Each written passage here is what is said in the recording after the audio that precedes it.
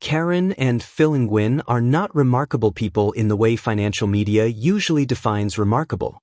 Phil manages logistics for a regional trucking company. Karen works in hospital billing. Between them, in 2009, they earned $87,000. They did not have finance degrees. They did not have wealthy parents. They did not start a business or receive an inheritance or get lucky in crypto or pick a stock that tripled. In 2024, at ages 51 and 53, their combined investment accounts crossed $1,100,000. They live in the same house they bought in 2007. They drive cars with over 90,000 miles on them. Their neighbors have no idea. When Karen was asked by a family member what they had done differently, she thought about it for a moment and said, "We had a rule. One rule. And we never broke it. The rule was not complex. It did not require spreadsheets or financial advisors or a detailed understanding of portfolio theory. It required one decision, made once, enforced consistently, and left alone while the mathematics of compound interest did the rest. Over 15 years, that rule, applied without exception to every raise, every bonus, every windfall, every moment when their income increased, produced a household worth more than $1 million on 2 ordinary American salaries. Most people who hear the Gwyn's story want to know what the rule is. That is the right instinct. But understanding the rule is only half of what matters. The other half, the half that separates the people who apply it from the people who agree with it and then don't, is understanding why violating it feels so rational in the moment that most people break it without recognizing they are breaking it at all. Today I am going to give you the rule, show you the math that makes it non-negotiable, walk you through the 3 specific moments when most people violate it and why, and give you the exact implementation structure that removes the decision from the emotional moment where decisions go wrong.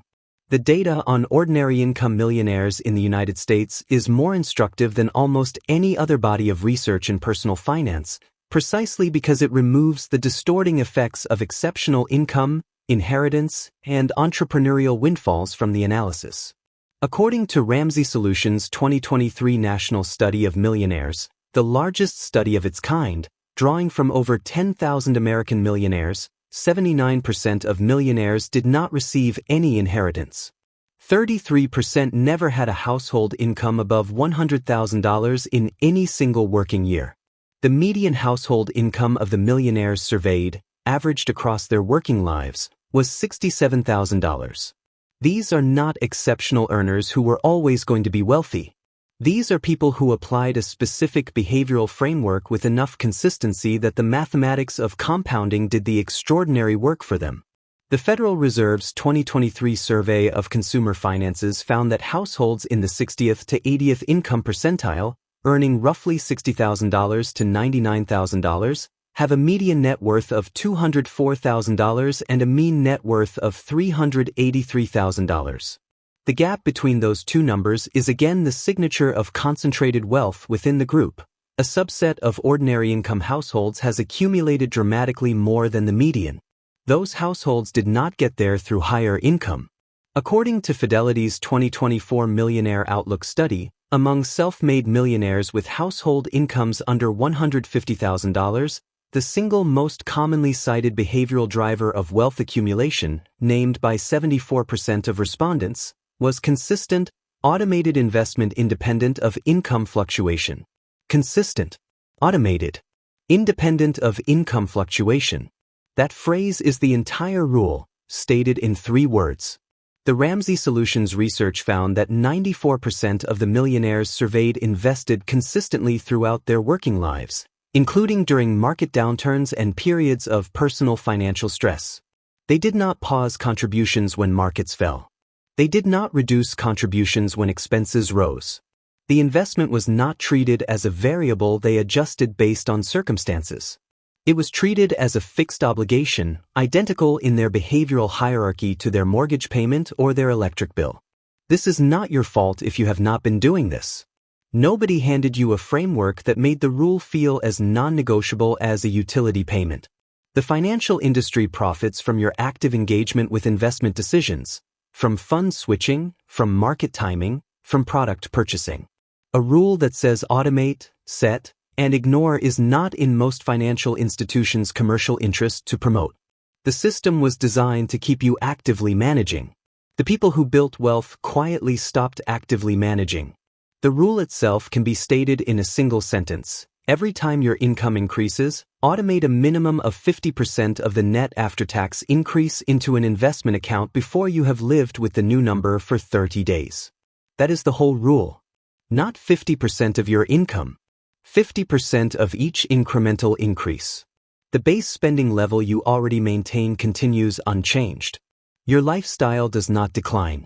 Your existing financial obligations are met. The rule applies only to the delta, the new money, and it applies to it before your nervous system has had time to incorporate that money into your standard of living. The mechanics of why this works come directly from the behavioral economics research. A 2022 paper published in the Journal of Behavioral and Experimental Finance found that income increases are incorporated into baseline spending expectations within an average of 47 days of the first paycheck reflecting the new amount. Before 47 days, the additional income exists in a kind of psychological limbo. It has arrived, but it has not yet been claimed by any specific spending category. After 47 days, it has been absorbed. The money is no longer experienced as new. It is experienced as what you need to maintain your current life. The window for redirecting it without psychological cost closes within approximately 6 weeks of each income increase. The 50% threshold is not arbitrary. Research from Vanguard's behavioral finance team, published in their 2023 Advisors Alpha report, found that a savings rate increase of below 30% of marginal income tends to be psychologically imperceptible and therefore sustainable without behavioral reinforcement. But below 30% of marginal income, the compounding effect over a 20-year horizon is insufficient to produce millionaire-level outcomes for median earners without a very long timeline. The 50% threshold of marginal income represents the minimum rate at which the compounding math reliably produces 7-figure wealth for someone beginning in their late 20s or early 30s with an ordinary starting salary.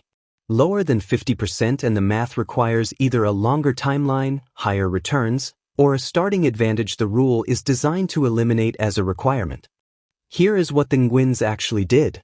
In 2009, they earned $87,000 combined. Their 401k contributions were modest, 6% each, enough to capture their employer matches.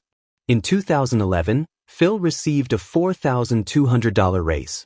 Their combined after-tax take-home increase was approximately $2,940 annually, $245 per month.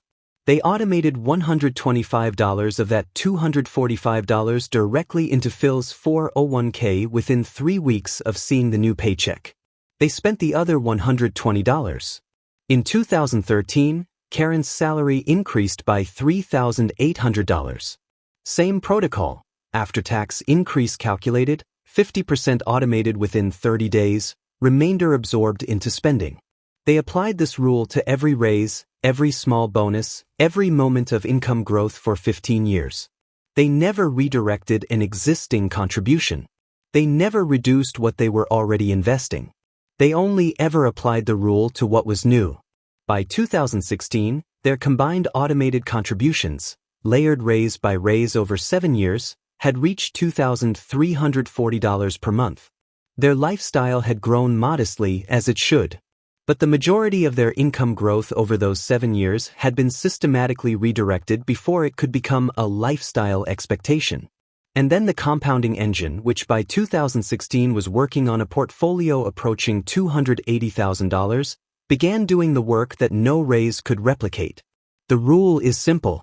The execution fails at 3 specific moments, with such regularity that naming them is more useful than any amount of general motivational framing. The first failure point is the large one-time increase. A significant promotion. A job change that brings a $15,000 salary jump. A year-end bonus. These moments feel categorically different from the incremental raises the rule is designed for, and that feeling is the trap.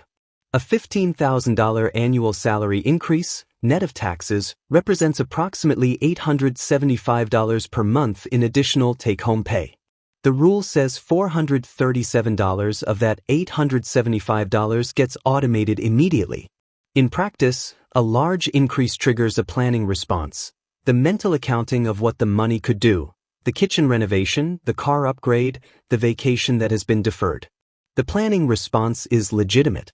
The renovation, the car, the vacation may all be reasonable.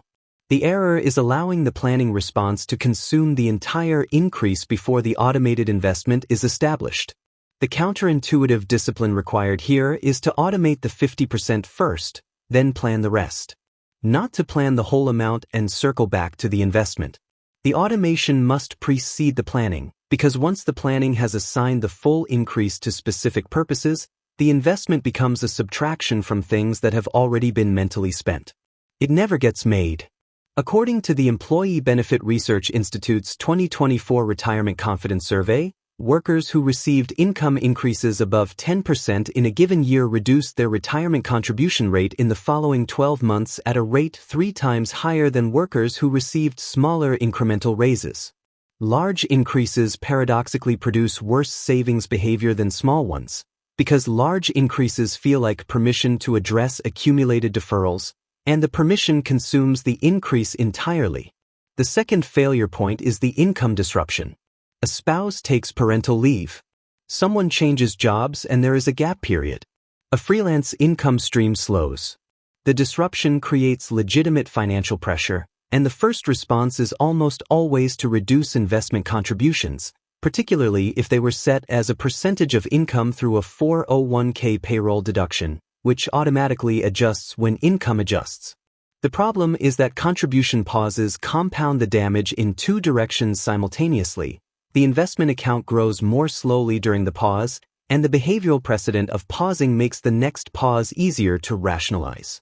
The Ramsey Solutions Millionaire study found that 94% of its subjects never paused their investment contributions during their working lives, including during periods of income disruption. This is not because they were insulated from financial stress. It is because they had structured their minimum contribution as a fixed dollar amount, not a percentage, into a separate account that did not automatically adjust when income fluctuated. The fixed dollar automation survives disruption in a way that percentage-based payroll deduction does not. The third failure point is the market correction. The investment account balance drops 18%. The quarterly statement arrives and the number is lower than it was a year ago. Every instinct says to pause contributions, to wait for stability, to let the dust settle before putting more money in. This instinct is the most expensive single behavioral error in personal finance, and it is nearly universal among people who have not built a mechanical rule that removes the decision from the emotional moment. Vanguard's 2024 analysis of investor behavior during the 2022 market correction, when the S&P 500 declined 19.4% and the Bloomberg U.S. Aggregate Bond Index declined 13% simultaneously, found that investors who paused contributions for 3 or more months during the correction and resumed at the market's subsequent recovery had portfolios 11.3% smaller at the 5-year mark than investors who maintained identical contribution rates throughout. Not 11.3% smaller than they would have been without the pause. 11.3% smaller than investors who did nothing differently except keep the automation running. The decision to pause felt protective. It was expensive. The rule protects against all 3 failure points only if it is automated and fixed in dollar terms rather than variable by percentage. A fixed dollar amount deducted automatically on payday, before the paycheck lands in checking, before it registers as spendable money, does not present itself as a decision. It does not require discipline. It does not compete with the kitchen renovation or the market fear or the income gap. It simply runs. This is not a motivational observation. It is a systems design principle. Decisions made in advance, in the absence of emotional pressure, produce better outcomes than decisions made in the moment, under emotional pressure. The rule works because it removes the moment. The implementation depends on where your income currently sits and what automated infrastructure you have in place. If you are between 30 and 40 and currently contributing less than 15% of your gross income to retirement and investment accounts combined, begin with the next income event, a raise, a bonus, a freelance payment above your normal rate. Calculate the after-tax increase. Automate 50% of that amount as a fixed dollar increase to your 401k contribution or a recurring transfer to a brokerage account within 30 days. Not 30% because it feels more manageable. 50%. Then do not revisit the decision for 12 months. If you are between 40 and 50 with an established income but investment contributions that have not scaled proportionally with your salary growth over the past 5 years, run a simple audit. Take your current gross income and subtract your income from 5 years ago. Calculate 50% of the after-tax difference. That is the amount by which your monthly investment contributions should have increased over those 5 years under the rule. If there is a gap between that number and your actual contribution increase, close it now with a fixed recurring transfer rather than waiting for the next raise to create the opportunity. If you are self-employed or have variable income, the percentage of each deposit protocol replaces the raise-based trigger. Every business deposit above your baseline monthly average gets 50% of the excess redirected to a SEP-IRA or solo 401k within 48 hours of receipt. Variable income requires a variable protocol, but the principle is identical. Capture the increase before the nervous system incorporates it into the baseline. The 48-hour action. Log into your HR or payroll portal today and increase your 401k contribution by the equivalent of $50 per paycheck. Not $50 because that builds wealth meaningfully on its own. Because the act of logging in, navigating to the contribution settings, and changing the number is the behavioral practice of applying the rule. The amount matters less at this moment than the repetition of the behavior. When the next raise arrives, you already know how to execute the protocol. You have already done it once. The second time is easier. The third time is automatic. That is the point. Karen Nguyen was asked once whether reaching $1 million felt like a dramatic achievement. She said it felt like noticing something that had been happening for a long time. The account crossed the threshold on a Tuesday. She saw it when she logged in on Saturday. She and Phil went out for dinner, a place they had been to before, not a celebration restaurant, just a place they liked. She said the dinner cost $74. The $1 million did not arrive because of a dramatic sacrifice or a clever strategy or a moment of extraordinary financial discipline. It arrived because a rule ran, uninterrupted, for 15 years on 2 ordinary salaries in a mid-sized American city. The rule did not require them to be extraordinary. It required the one thing that turns ordinary income into extraordinary outcomes. The decision, made once and automated, to treat every income increase as belonging first to the future and second to the present. Most people do the opposite. Not because they are wrong about what they want. Because they were never given a rule that made the right sequence feel as natural as the wrong one. The rule exists now. The next income event is the moment it starts.